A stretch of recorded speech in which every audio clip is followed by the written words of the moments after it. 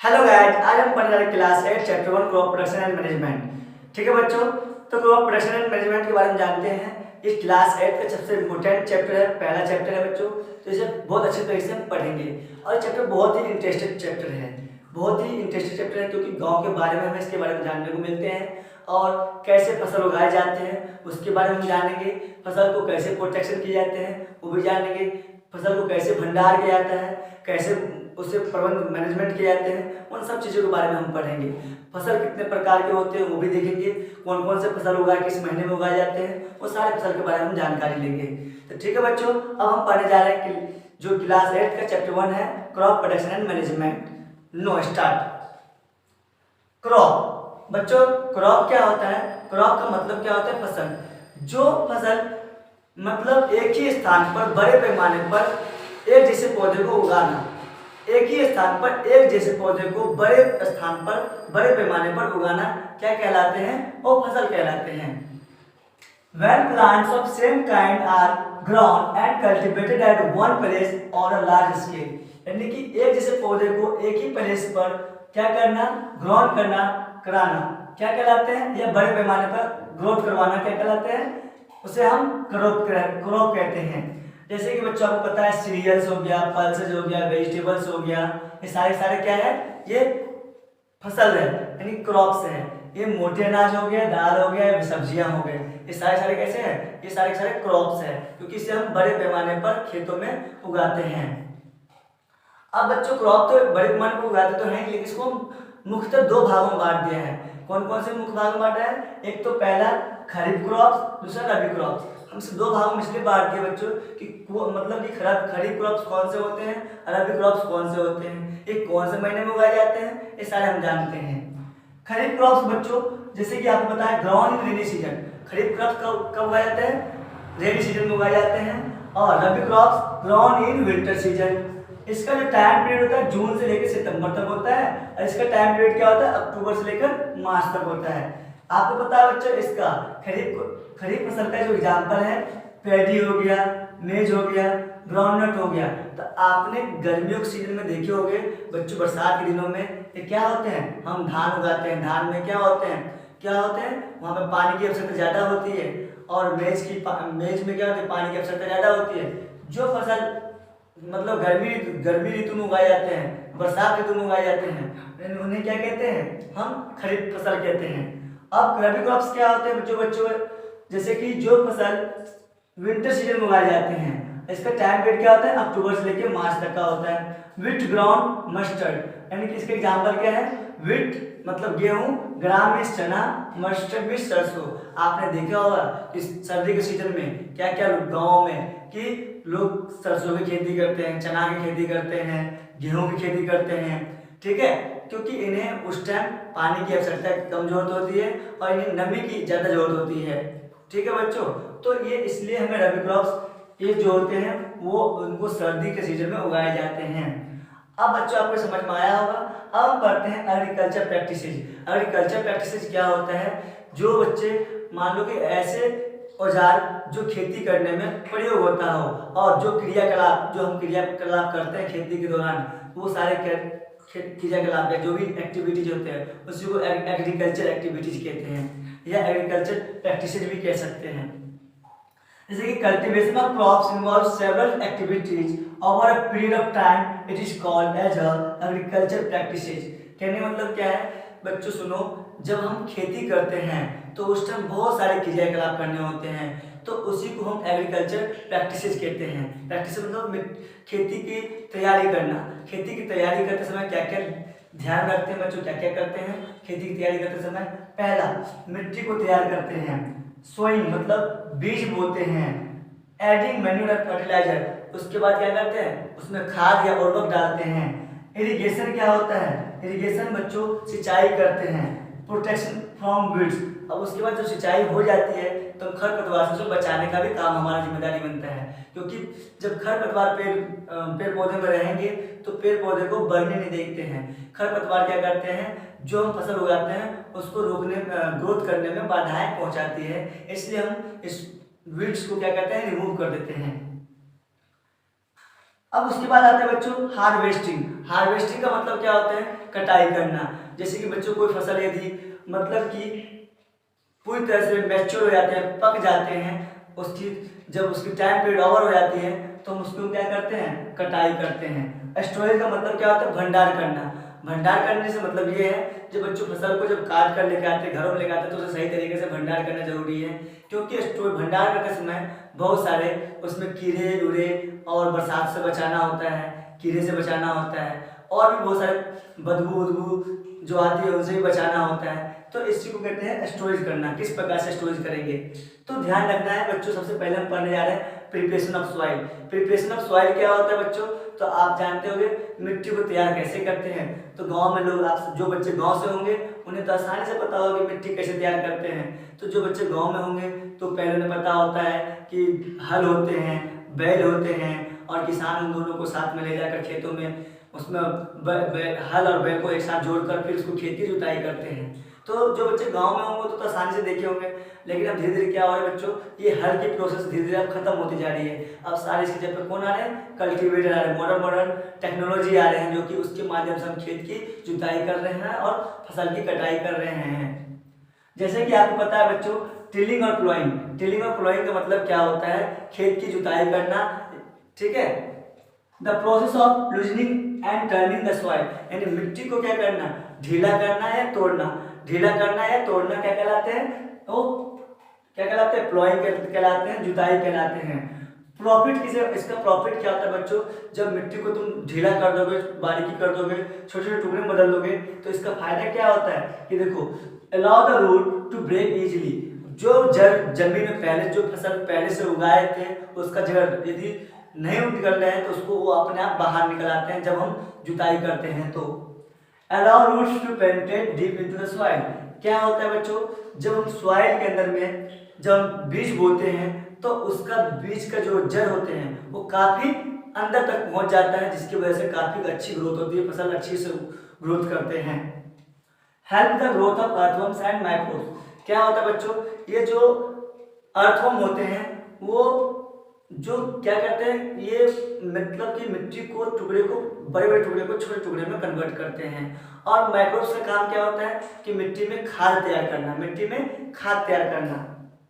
तो जब हम प्लॉइंग करते हैं तो इस टाइम केचुआ भी बहुत सारे निकलते हैं और माइक्रोब्स छोटे छोटे सूक्ष्म जीव भी बहुत सारे निकलते हैं। तो इन दोनों का काम क्या होता है, एक का काम होता है मिट्टी का तोड़ना, दूसरे का काम होता है कि खेत में किस प्रकार से मतलब कि खाद को और उर्वरक को बनाए रखना, खाद और उर्वरक को बनाए रखना। तो ये बात समझ में आया बच्चों। तो ये अर्थवर्म किसे कहते हैं, अर्थवर्म जो होता है बच्चों किसानों का मित्र भी कहा जाता है। Earthworm is called friends of farmer. Bring the nutrients rich soil on the top. कहने का मतलब ये है कि जो हम खेत की जुताई करते हैं तो जो जमीन का जो पोषक तत्व है वो जमीन की ऊपरी सतह पर आ जाता है, जिसके माध्यम से पेड़ पौधे जो फसल होते हैं वो अपना पोषक तत्व आसानी से अपने को ले पाता है। क्रम्स किसे कहते हैं, the big pieces of soil. मिट्टी को बड़े टुकड़े को क्या कहते हैं, क्रम्स कहते हैं। Agriculture implements. अब बच्चों आपको पता है एग्रीकल्चर इम्प्लीमेंट्स क्या होता है, जब हम खेती करते हैं तो उस टाइम बहुत सारे औजारे का यूज करना पड़ता है। जैसे कि आप देखेंगे प्लाव, हू, कल्टीवेटर, प्लाव, हू, कल्टीवेटर। तो देखो बच्चों, हल, प्लाव का मतलब क्या होता है, हल। आपने गांव में तो हल देखा ही होगा कि दो दो बैल होते थे और उसके साथ में हल लगा होता था। तो हल जब किसान बैल आगे की तरफ जाता था तो मिट्टी अपने आप जुताई होती चली जाती थी। आपको बातें पता है, जो बच्चे गांव से उन्हें तो पता होगा।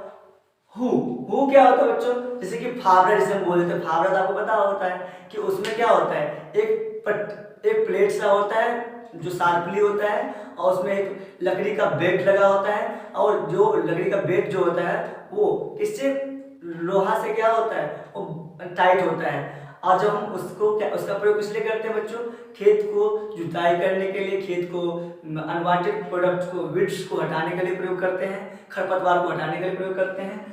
कल्टीवेटर का प्रयोग इसलिए करते हैं, ट्रैक्टर, जैसे कि कल्टीवेटर क्या होता है, ट्रैक्टर, जैसे कि मतलब बच्चों पता है ट्रैक्टर का प्रयोग, जैसे कि आपको पता होगा ट्रैक्टर आज के टाइम में सबसे कम समय में ज़्यादा खेत की जुताई करता है। मॉडर्न टेक्नोलॉजी है तो खेत में आजकल हल का समय धीरे धीरे खत्म होते जा रहा है। अब हर जगह ट्रैक्टर का ही प्रयोग किया जाता है, क्योंकि ट्रैक्टर क्या करता है बच्चों, समय को बचाता है और प्लस में और कम टाइम में जल्दी सारे काम कर देता है और खेत की जुताई भी अच्छी तरीके से कर देता है ये। इसलिए हम ट्रैक्टर का, कल्टीवेटर का प्रयोग करते हैं। ठीक है, जो पीछे में आपने चित्र देखे ही होंगे, ऐसा होता है कुछ। मतलब मुझे बच्चों चित्र किताब के माध्यम से मैं आपको दिखला सकता हूँ। तो प्लाव गांव में आप इस तरह से देखे होंगे कैसे होते हैं। आप वैसे बच्चों से बोलते हैं प्लाव साफ्ट, जो लकड़ी सी होती है उसे प्लाव साफ्ट बोल देते हैं। इसको बीम मतलब जहाँ से फंसाते हैं उसे हम बीम बोल देते हैं। प्लाव शेयर, जो हिस्सा, ये जो हिस्सा होता है बच्चों जमीन से जुड़ा होता है, जमीन को क्या करते हैं, जो जुताई करते हैं। और बैंड, ये देखो, ये हू का शेप देखो बच्चों, ये हू है, इसे क्या बोलते हैं, हू। तो हू में क्या होता है, एक बैंड प्लेट होती है, एक पतली सी क्या होती है, मतलब कि मुड़ा हुआ एक प्लेट होता है और उसमें एक वो लकड़ी से फंसा हुआ होता है, ऐसा लकड़ी का रॉड बोलते हैं। और ये लकड़ी का रॉड होता है जिसके माध्यम से हम उसे जिससे हम पकड़ते हैं और फिर उसे चलाते हैं। सोइंग क्या होता है आपको पता है, सोइंग मतलब बीज को बोना। सोइंग मतलब क्या होता है बच्चों, बीज को बोना। बीज किस प्रकार से बोलते हैं, तो खेतों में हम बीज बोते हैं, तो बीज को बोने के लिए हमें बीज किस प्रकार का होना चाहिए उसका चयन करना बहुत इंपॉर्टेंट होता है। जैसे बच्चों बीज अच्छी क्वालिटी का बीज होना चाहिए, जितनी अच्छी क्वालिटी का बीज होगा उतनी अच्छी फसल हमारा होगा। ठीक है, और बीज कैसा होना चाहिए, हेल्दी एंड फ्रेश होना चाहिए। बीज कैसा होना चाहिए, स्वस्थ और ताज़ा होना चाहिए, ताकि फसल अच्छे से ग्रोथ हो सके, बीज जल्दी से जल्दी अंकुरित हो सके और उसमें कम खाद की आवश्यकता पड़े और उर्वरक की आवश्यकता कम पड़े। हेलो गाइस, जैसा कि आप सब जानते हैं क्लास 8 का चैप्टर नंबर 1 हम पढ़ने जा रहे हैं, क्रॉप प्रोडक्शन एंड मैनेजमेंट। हमने पिछली क्लास में पढ़ा था जो एग्रीकल्चर इम्प्लीमेंट्स पढ़ा था और बहुत सारे टॉपिक पढ़ा था, लेकिन आज हम पढ़ने जा रहे हैं ट्रेडिशनल जो टूल्स होते हैं, ट्रेडिशनल टूल्स जो पारंपरिक जो औजार थे उसके बारे में हम जानते हैं। ठीक है बच्चों, तो देखते हैं ट्रेडिशनल टूल्स कौन से हैं। देखो जैसे कि बच्चों पहले shaped like funnel having 2 or 3 pipes with sharp and. अब बच्चों एक कीप जैसा होता था जिसमें 2 या 3 पाइप होते थे, जिसके जो कि वो उसके एंड से कैसा होता था, वो नोकीले होते थे। उस नोकीले के माध्यम से हमने इसमें बीज डाला और ये बीज क्या होता है जमीन के अंदर में आसानी से वो जमीन के अंदर में चले जाता था। इसके अंदर क्या होता था, एक शार्प एंड नोकीली छेद होता, नोकीली बना होता था, जिसके माध्यम से क्या होता था, ये बीज आसानी से जमीन के अंदर में चला जाता था। अब बच्चों जाते हैं सीड ड्रिल। सीड ड्रिल क्या होता है बच्चों, जो सीड, जिस मान लो कि बच्चों सीड ड्रिल जो होता है मतलब औजार होता है जिसमें हम सीड डालते हैं और सीड क्या होते हैं वो प्रॉपर डिस्टेंस पर और प्रॉपर डेप्थ पर वो जमीन के अंदर चले जाता है। जब प्रॉपर डिस्टेंस पर और प्रॉपर डेप्थ पर चले जाने मतलब क्या है, एक न्यूनतम मतलब कि ज़्यादा जमीन के अंदर भी नहीं जाता है और ज़्यादा जमीन के ऊपर रहता है और प्रॉपर मतलब ऊंचाई पे रहता है। तो इससे क्या होता है, जो सीड को, जो बीज को आसानी से क्या मिलते हैं, सनलाइट मिल जाते हैं, वाटर मिल जाते हैं और न्यूट्रिएंट्स मिल जाते हैं, पोषक तत्व मिल जाते हैं। इसलिए हम सीड ड्रिल का यूज करते हैं सीड को सोइंग करने में, बोने के लिए, बीज को बोने के लिए। अब जानते हैं बच्चों मैन्युअल फर्टिलाइजर। मैन्युअल फर्टिलाइजर आप सभी जानते ही होंगे कि किस लिए प्रयोग करते हैं, तो आपको पता होगा कि मैन्युअल जो होते हैं उर्वरक होते हैं, फर्टिलाइजर जो होते हैं खाद होते हैं, उर्वरक जो होते हैं जो हम खेत में तैयार करते हैं, फर्टिलाइजर जो हम फैक्ट्री में तैयार करते हैं। जो फर्टिलाइजर जो होते हैं बच्चों और मैन्युअल का जो प्रयोग करते हैं, प्लांट को हेल्दी ग्रोथ कराने के लिए हम प्रयोग करते हैं, तेजी से ग्रोथ कराने के लिए प्रयोग करते हैं। जो ये फर्टिलाइजर एंड मैन्यूर इसलिए डालते हैं ताकि पौधे जल्दी से ग्रोथ हो सके। ठीक है बच्चों, इसलिए हम फर्टिलाइजर मैन्यूर का प्रयोग करते हैं खेत में। The substance which are added to the soil in the form of nutrients for the healthy growth of plants are called manure and fertilizer। यदि जो मैन्युअल फर्टिलाइजर हम किस लिए डालते हैं, प्लांट को हेल्दी ग्रोथ करने के लिए। बच्चों समझ में आया होगा क्यों डालते हैं मैन्युअल फर्टिलाइजर, क्यों प्रयोग करते हैं। अब हम देखते हैं बच्चों दोनों के बीच में अंतर क्या क्या है, जैसे मैन्युअल फर्टिलाइजर के बीच में अंतर क्या क्या है उसके बारे में हम जानते हैं। देखो बच्चों फर्टिलाइजर का मतलब होता है खाद, मैन्युअल का मतलब होता है उर्वरक। तो फर्टिलाइजर मतलब खाद होते हैं, मैन्युअल मतलब उर्वरक होते हैं। फर्टिलाइजर जो होते हैं बच्चों एक साल्ट होता है, केमिकल साल्ट होता है, जैसे कि पोटेशियम का साल्ट हो सकता है, नाइट्रेट का साल्ट हो सकता है, अमोनिया हो सकता है, ये सारे क्या है केमिकल साल्ट होते हैं। और डिकम्पोजर ऑर्गेनिक सब्सटेंस ये क्या होते हैं बच्चों, ये जो होते हैं जैसे कि सड़े गले हुए पदार्थ से मिलकर उर्वरक तैयार होते हैं। सड़े गले हुए पदार्थ जैसे कि पेड़, पत्तियां, सब्जियां, इन सब को जब सड़ गल जाते हैं तो उनसे हमें क्या बनते हैं, उर्वरक बनते हैं। Does not provide humus to the soil, जो फर्टिलाइजर होते हैं वो मिट्टी को नमी नहीं बनाते, मिट्टी में नमी नहीं बनाता है, जो नमी नहीं बनाता है। लेकिन मैन्यूर जो होते हैं provide lots of humus to the soil, जो मैन्यूर होते हैं, जो मैन्यूर उर्वरक जो होते हैं वो क्या करते हैं, खेतों में बहुत ज़्यादा मात्रा में मिट्टी में नमी बनाता है, जिसके माध्यम से पौधों को आसानी से ग्रोथ मिलती है। प्रिपेयर्ड इन फैक्ट्री, अब इसका प्रयोग हम जो बनाने का हम फर्टिलाइजर कहाँ बनाते हैं, फैक्ट्रियों में तैयार करते हैं, फैक्ट्रियों में तैयार करते हैं। तो और मैन्यूर का प्रयोग कहाँ करते हैं, खेतों में तैयार करते हैं। बच्चों मैन्यूर का प्रयोग कहाँ करते हैं, हम खेतों में तैयार करते हैं। वेरी रिच इन प्लांट्स, ये जो होते हैं फर्टिलाइजर जो होते हैं प्लांट में बहुत ज़्यादा मात्रा में होते हैं, और मैन्यूर जो होते हैं बहुत लेस रिच, मतलब बहुत कम अधिक, मतलब कह सकते हो कि इसकी जो लेस रिच मतलब ये जो प्लांट में इसकी कम कैपेसिटी होती है प्लांट की ग्रोथ करने की, और फर्टिलाइजर जो होते हैं पौधे में तेजी से ग्रोथ कराते हैं प्लांट को। अब जैसे कि एग्जाम्पल आपने देख लो बच्चों, यूरिया है, नाइट्रेट साल्ट है, किसका, फर्टिलाइजर का, और मैन्यूर का एग्जाम्पल क्या है, कॉर्डन। अब हम जानते हैं बच्चों की advantage of manure.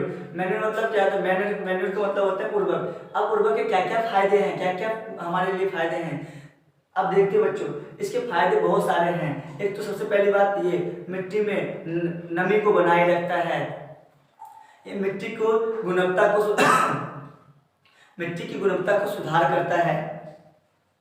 Makes soil porous, और मिट्टी में एक मतलब छोटे छोटे छिद्र बनाए रखता है ताकि ज़्यादा से ज़्यादा मात्रा में क्या करें, पानी को अपने अंदर में मतलब कि होल्ड करके रखें। इम्प्रूव टेक्सचर ऑफ सॉइल, और मिट्टी की जो क्वालिटी है उसमें सुधार करता है। इंक्रीज फ्रेंडली माइक्रोब, और ये जो हमारे पर्यावरण में जो हमारे सूक्ष्म मित्र जो सूक्ष्म जीव जो हैं जो पर्यावरण को फायदे पहुंचाते हैं उनको ये ग्रोथ करता है, फ्रेंडली माइक्रोब को ये ग्रोथ करता है, बढ़ाता है। तो इसलिए बच्चों हम मैन्यूर का प्रयोग ज़्यादा से ज़्यादा करना चाहिए, क्योंकि ये हमारे पर्यावरण के लिए फायदा करता है और हमारे फसल के लिए भी फायदेमंद होते हैं और हमारी ज़मीन के लिए भी। तो ज़्यादा से ज़्यादा हम मैन्यूर का प्रयोग करना चाहिए, न कि फर्टिलाइजर का।